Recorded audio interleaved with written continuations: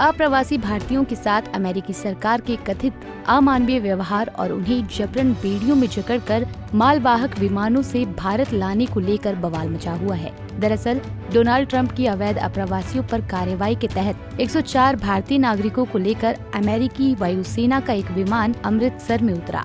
वहीं भारतीय नागरिक दावा कर रहे हैं कि उनके हाथ पैरों में बेड़ियां बांधकर उन्हें सैन्य विमान से भारत वापस भेजा गया। अमेरिका में डिपोर्ट किए गए भारतीयों को लेकर बिहार में बवाल। वहीं इस बीच इस मुद्दे को लेकर बिहार में भी बवाल मचा हुआ है। दरअसल इस मुद्दे को लेकर बिहार में विपक्ष प्रदर्शन कर रहा है। इसी कड़ी में अप्रवासी भारतीयों के साथ अमेरिकी सरकार के अमानवीय व्यवहार और उन्हें जबरन बेड़ियों में जकड़कर मालवाहक विमानों में भारत लाने की प्रक्रिया पर डॉक्टर अखिलेश के नेतृत्व में रविवार को इनकम टैक्स चौराहे पर कांग्रेस जनों ने केंद्र की मोदी सरकार के खिलाफ व्यापक विरोध प्रदर्शन किया। इस दौरान बिहार कांग्रेस के अध्यक्ष डॉक्टर अखिलेश प्रसाद सिंह ने आरोप लगाते हुए कहा कि प्रधानमंत्री नरेंद्र मोदी का अमेरिका से प्रवासी भारतीयों के अमानवीय तरीके से भारत भेजे जाने के मुद्दे पर मौन साध लेने से लगता है कि उनकी सरकार ने अमेरिकी अप्रवासन नीतियों के आगे आत्मसमर्पण कर दिया है।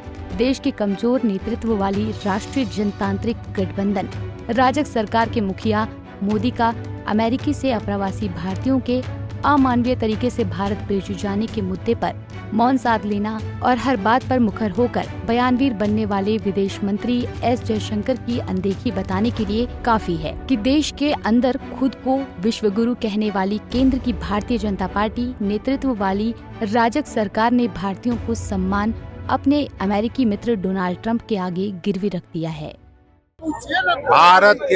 भारत के प्रधानमंत्री नरेंद्र मोदी जी इस बात को कहते नहीं अघाते थे कि ट्रंप से उनकी व्यक्तिगत दोस्ती है और उनके दोस्त ने जो भारतीय लोगों के साथ अमेरिका में रह रहे भारतीय लोगों के साथ जो अपमान किया, उससे पूरा देश आज ठगा हुआ और अपमानित महसूस कर रहा है। जिस तरह से भारतीय लोगों को डिपोर्ट किया गया, 200 जो पहला प्लेन आया अमृतसर में उतरा, 200 लोगों को नीचे फर्श पर बैठा के जहाज के और केवल एक बाथरूम था, तो मानवीयता को कुचल के रख दिया और मोदी सरकार उस पर मौन है। मोदी सरकार का चूं नहीं निकल रहा है।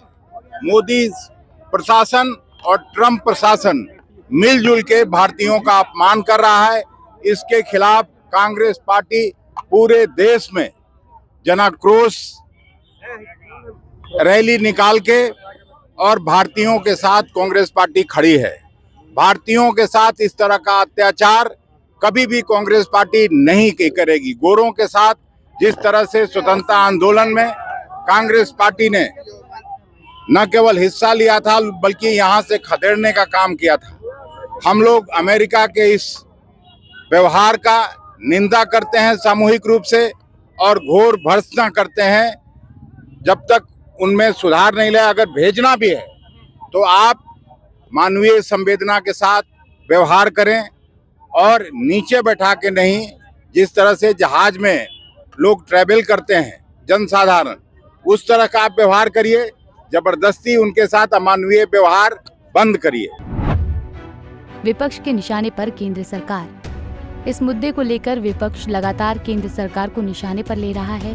वहीं विदेश मंत्री एस जयशंकर ने सरकार की ओर से मोर्चा संभालते हुए सभी सवालों का जवाब दिया। जयशंकर ने विपक्ष के सवाल का जवाब देते हुए कहा कि अमेरिका द्वारा निर्वासन का आयोजन और क्रियान्वयन immigration and custom enforcement ICE authority द्वारा किया जाता है। ICE विमान द्वारा डिपोर्टेशन के लिए जिस SOP मानक संचालन प्रतिक्रिया का इस्तेमाल करता है वो 2012 से प्रभावी है। इसके तहत संयम बरतने का प्रावधान है। हमें ICE द्वारा सूचित किया गया है कि महिलाओं और बच्चों के लिए कोई प्रतिबंध नहीं है। केंद्र सरकार डोनाल्ड ट्रंप प्रशासन से बात कर रही है ताकि ये सुनिश्चित किया जा सके कि भारतीयों के साथ गलत व्यवहार न हो। कोई देश अपने नागरिकों को अवैध रूप से विदेश में रहते हुए पाता है तो उसे उन्हें वापस लेना होगा। मैं दोहराता हूँ कि 5 फरवरी को अमेरिका द्वारा भेजी गई उड़ान के लिए पिछली SOP में कोई बदलाव नहीं हुआ है। यहाँ आपको बता दें कि डिपोर्ट किए गए लोगों में से अधिकतर लोग पंजाब, हरियाणा और गुजरात के थे।